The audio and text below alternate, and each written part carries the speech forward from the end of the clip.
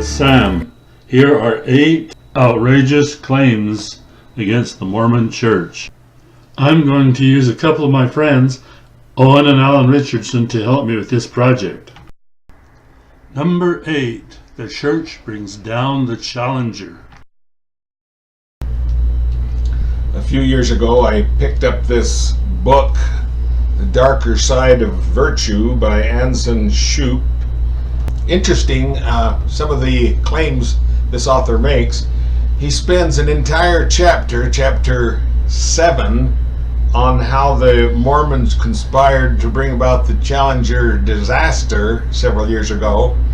It was all a Mormon conspiracy, all the way from the top. The head of NASA at that time was LDS member James Fletcher, and the O-rings were manufactured in Utah, Thiokol, and so it was obviously a Mormon conspiracy. Very interesting. Number 7. Excommunication epidemic. Here on page 11, another interesting claim. He mentions that the LDS Church hierarchy has been busy excommunicating about 20,000 members a year, probably or most frequently for criticizing church leaders and professing false doctrine. I don't see that. I don't know where he gets the figures, but it's amusing all the same. When he's not using any sources in conjunction with having a wild claim, he loses credibility. Kind of borders on frenzy or hysteria. Let's grab whatever we can find that will bring a little question into the minds of viewers. Number 6. Cages for virgins in the temple. I was given a pamphlet, Freed from the Mormon Clutch. It was by Frida Sterling, and I think it's available online. In this, she had many strange, unbelievable claims about my religion. And one of the things she said was that there are cages in the Salt Lake Temple imprisoning women, virgins, and when the elders go to the temple, they can go along and choose which cage should be opened and which woman they can spend some time with. Well, she says that she knows that's true because she was one of those women, and she ran to the window. She made her escape, somehow got the window open and leaped out of the window and into the Great Salt Lake.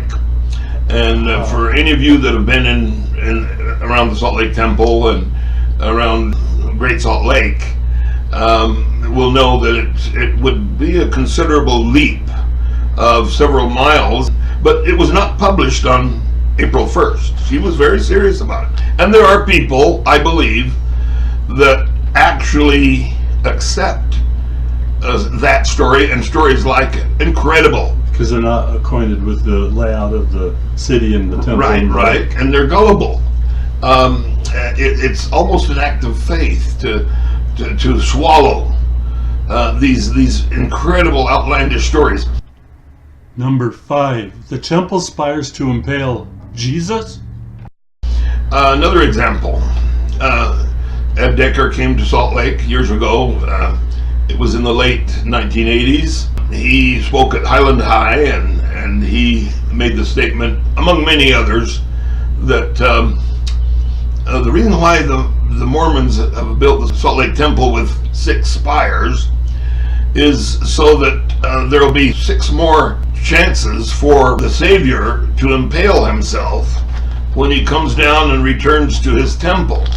Now, that's not one of our articles of faith. I've never thought of wishing and hoping that the Lord and Savior would be impaled on one of the spires of the temple, but he was serious, and the crowd accepted it. Like I say, it's incredible that people will tolerate, even critics. I did get a call or two from some of my friends who happen to be critics and who apologized and says, hey, I want you to know I don't go along with that. It's unfortunate that there are so many who just accept anything that is said against the Church of Jesus Christ of Latter-day Saints. Evil organ.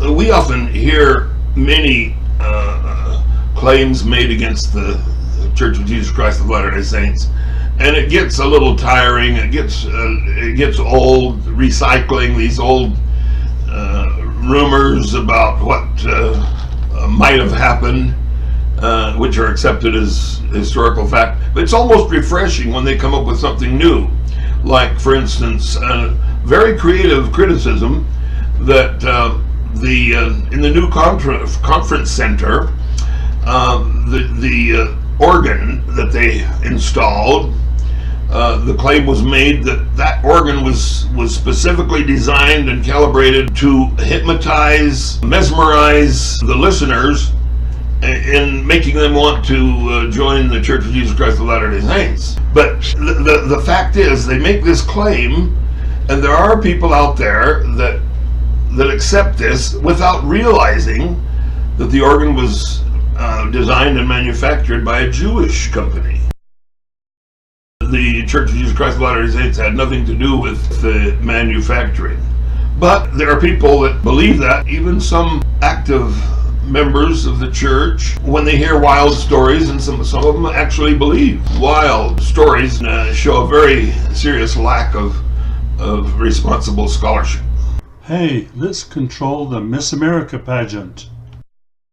Yet another unusual claim which has been made against the Church of Jesus Christ of Latter-day Saints is the Church of Jesus Christ of Latter-day Saints has used its influence to affect the outcome of the Miss America pageant. Some of the critics are aware that many Latter-day Saint women have won the title, and so they do the gargantuan leap of assuming that the church has used its influence for the outcome of this pageant. It's almost amusing, if it weren't so tragic, that there are people both inside the church and outside the church that will accept wild stories like this without question.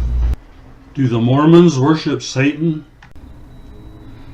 In Ed Decker's book, page 74, he alleges that the LDS people worship Satan.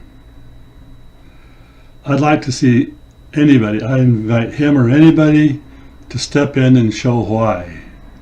I don't think that anybody will be successful in showing that, or even come close to doing so. And number one, a global satanic occult group. On page 243, he thinks that the LDS will unite all other cults in the world to get together and form a global satanic occult group. Wonder what this guy's on. Again, I'd like to see any documentation that would show that.